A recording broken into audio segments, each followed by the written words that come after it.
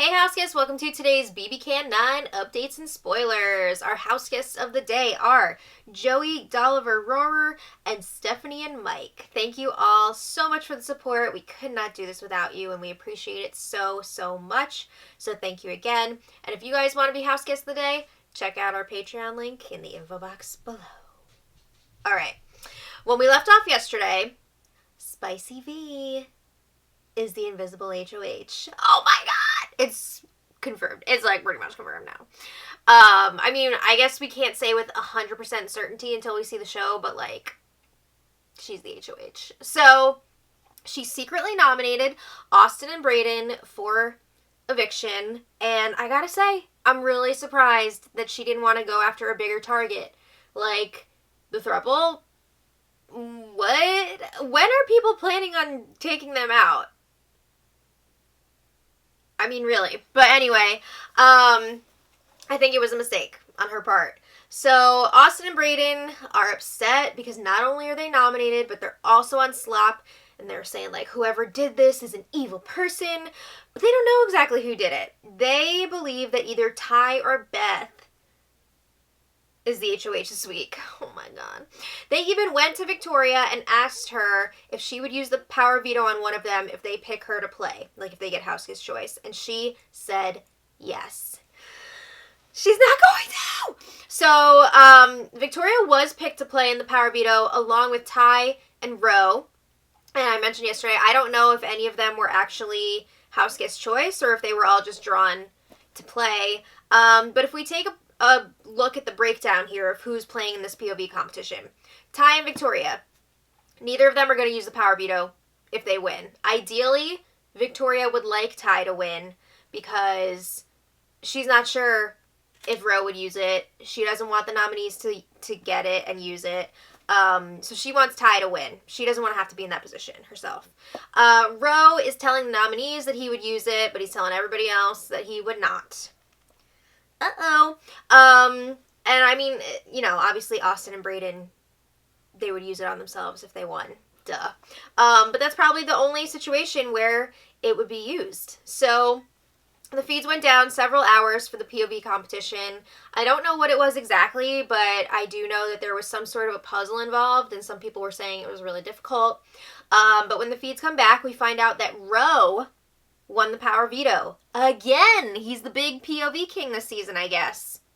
So when I saw that Ro won the veto, I was like, could we have something here? Is he going to save Power Bar? Is this a thing? But when the feeds came back, Ro was chatting with Austin and Breydon in the OLG room, and the conversation was already in progress when the feeds came on.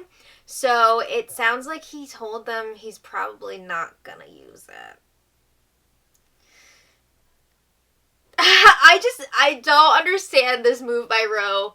I know he's trying to get in with a throuple and he like set up some deal with them, but this is like a huge opportunity to keep some numbers for yourself. Like, do you really think the throuple is going to be loyal to you? Do you really think you're going to be able to like infiltrate that and break them apart? Because I don't think so. But he, like, what does he have to lose by using the power veto? You know, he's going to be safe because he won the POV. He doesn't have any other allies, like true allies, besides the ones that are up on the block that could be at risk for going up as the replacement.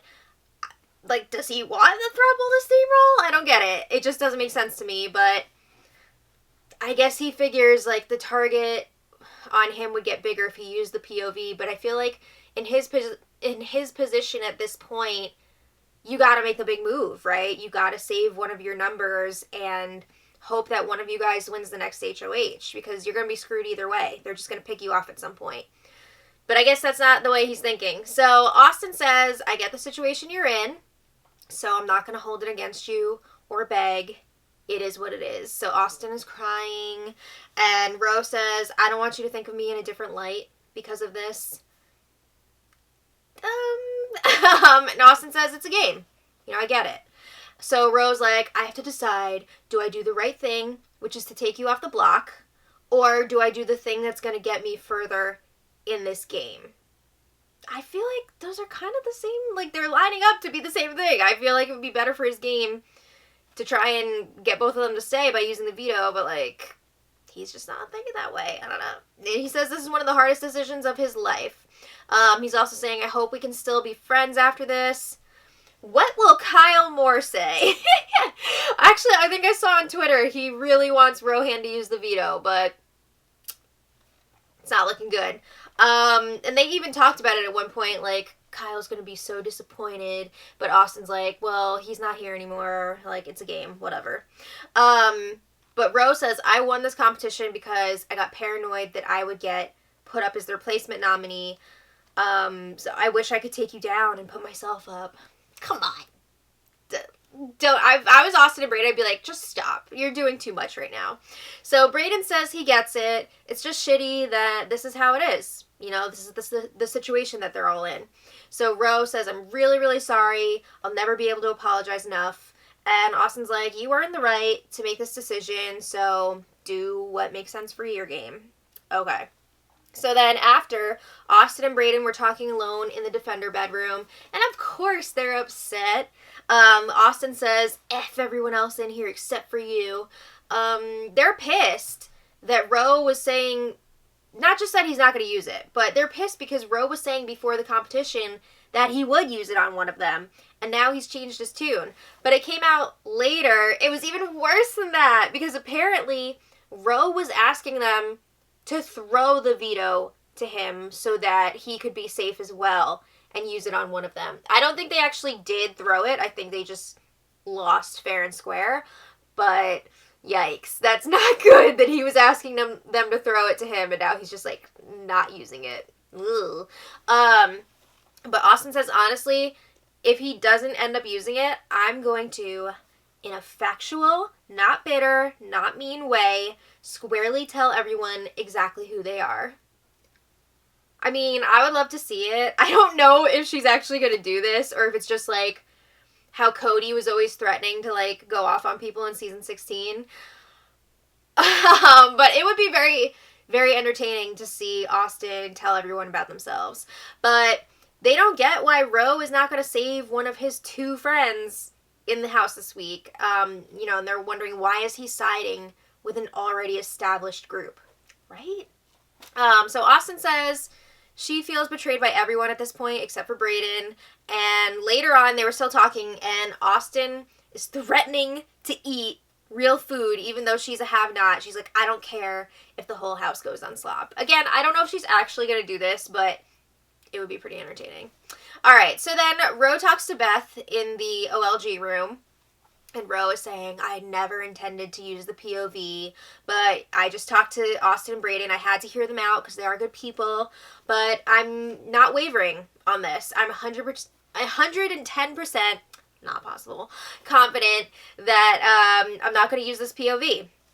Beth is into this. She doesn't want the POV used. She has been wanting Austin to go for a while because she is hoping that Breydon will come to her. She says Breydon's probably going to stay and he will glue himself to the two of us. Ugh, I hope not. Don't do it, Breydon. But Ro says, you know, this POV thing aside, like, let's just forget about that for right now. You mentioned before that you want to use the boys, meaning Ty and Jed, in this game. Tell me more about that. So Beth says that Ty and Jed will be a shield for them because they're going to be the next big duo. All eyes are going to be on them once Austin and Breydon are split. I mean, it depends on who wins, right? Because I could definitely see either Ty and Jed or friends of Ty and Jed going after Tina and Tara, who are still a duo in this house. So Beth says the longer Jed and Ty are in the game, the less you and I are going to be looked at. Unless you end up being like collateral damage. I don't know. But Beth says, I know they have my back 110% right now, but I would be oblivious to think that they'll have my back until the end. You know, they're probably going to want to go to the end together, not with Beth. And she says, that's why I need you. Or another human being. Okay, cool. So, Ro or like any other living human. It just struck me funny. But Ro says no one is going to beat Jed or Ty in the final two, which at this point is interesting because, like, what have they actually done in the game? I mean, they're a threat because they're big physical competitors, we think. I mean, they haven't really shown that in competitions yet. Jed did win one power veto, but other than that, they haven't really been, like, doing that well in the comps. I guess everybody assumes they will be winning these competitions down the line, which is definitely possible, but if you look at what's happened so far, they haven't really, like, done anything. I mean, social game, yeah, but I guess it depends on who's voting in that jury. But anyway, Rose says nobody's going to beat them in the final two. So he asks Beth, like, what's your timing on making a move on them? Like, if you won HOH next week, what would you do? And Beth is like, I don't know yet, but it's too soon. Like, I definitely wouldn't go after them next week. No way. So then Ro is like, I probably shouldn't be saying this, but just so you know, Jed and Ty have been talking about you. They've had a lot of conversations about you that I've heard or whatever. Sounds like you're pretty expendable to them from what they've been saying. Uh-oh, you're saying this to Beth, who's probably going to run back and tell them that you said it? Ugh. So Beth is like, yeah, I know. I thought about it. But Rose says, I think that they'd be willing to throw you under the bus at any point. So you need Breydon and I in this game, just in case that happens. So then Jed comes in. That conversation is over. It's pretty bold of Ro to be saying that to Beth. Yikes. So meanwhile, Tina and Tara were chatting in the bathroom, and Tina says, I think we're getting played by Vic. Oh, you're just realizing that. Oh. So Tina thinks that Vic has, like, 3 alliances going right now, and they all overlap. Victoria's got something going with everybody. But Tara says, I think she has the same stuff we have. You know, we're all doing the same thing. We've all got a lot of stuff going on. But Tina says it's important to look at, like, which alliance we're all the most loyal to. So they agree that they're the most loyal to the pre-90s alliance with Kiefer. It's Kiefer, Tara, and Tina. But Tina feels like Vic is the most loyal to Ty and Jed. I mean, that's what it looks like now, judging off of what she has done so far this week, going after Austin and Breydon. But they agree they have to be careful what they say to Victoria if she is that close to the guys, because they can't be talking to Victoria about going after the guys and then she runs and tells them about it. That's pretty dangerous. So they're going to be really careful with Victoria moving forward. So then later, Tara and Kiefer were chatting in the Expedia room, and this conversation was like, oh my god. Kiefer says Austin's got to go this week. We know that Kiefer does not like Austin. He hasn't since the beginning. He says he doesn't know what Breydon would do if he won HOH, but he doesn't really see Breydon winning, so he's not, like, that worried about it. Oof. So Tara's like, all right, trust tree. Out of Jed and Ty, who would you want to go first? And Kiefer, who's supposed to be, like, all in on this pre-90s alliance, says, I don't know if I can even trust you with that info. Wow! Okay. So then Tara's like, well, I think Ty should go first. How many times do you need Kiefer to show you that he's most loyal to the guys? And then you still go and spew this stuff out. But Tara says Ty is more likable. They agree that he's hard to read, so, like, maybe he should be the first one to go. Then Kiefer opens up a little bit more. He says, Jed is my boy. He was my number 1 pick. Remember, Kiefer was one of the team captains, and he picked Jed to be on his team. And he says, I built a relationship with him on day 1. This is all, like, a red flag, or at least it should be, because Kiefer's basically saying, I am not going after Jed. And probably not Ty either. Hello. So Tara's like, do you think that Jed and Ty have a final 2 deal? And Kiefer's like, I don't think they have one, like, officially, but it's, like, an unspoken thing. So he says Beth is their 3, and I'm probably their 4.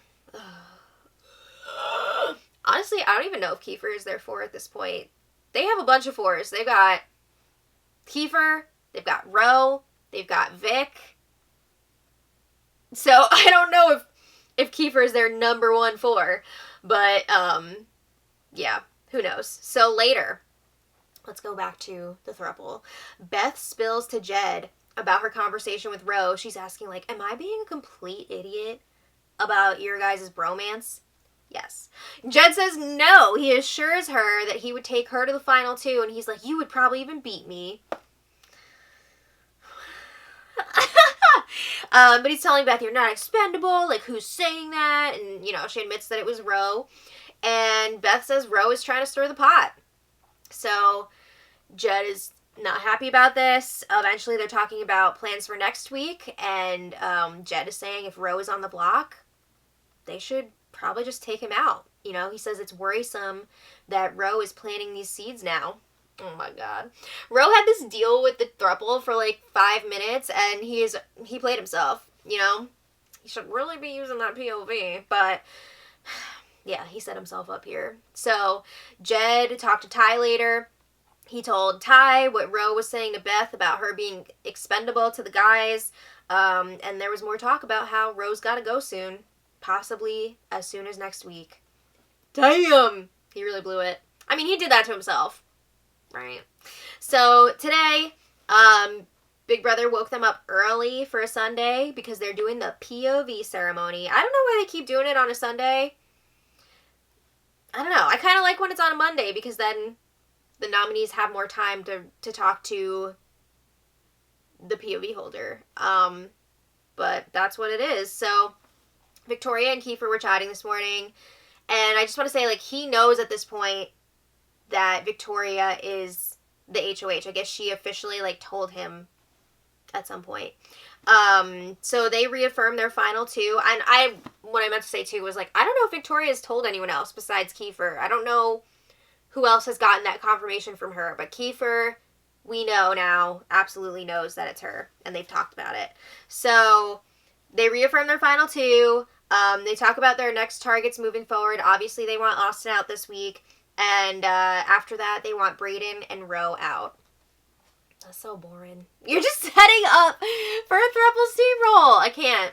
So then they were talking about how they want it to be them with Tina and Tara against Ty, Jed, and Beth. I mean, Kiefer and Victoria have done really well in competition so far.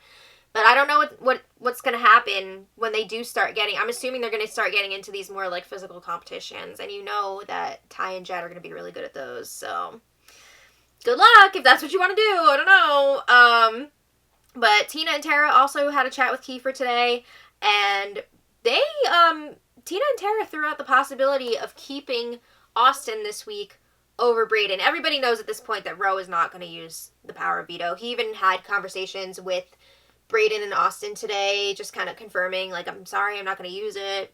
That's what it is. But Tina and Tara were arguing Austin will be a bigger target if she stays than Breydon. And when I say target, I mean a shield. Because they're really worried that people are going to target them next once Austin and Breydon are split up. And that is definitely a possibility. And I'm sure Tara is freaking out about this more than Tina, because Tara's name is coming up way more often than Tina's name.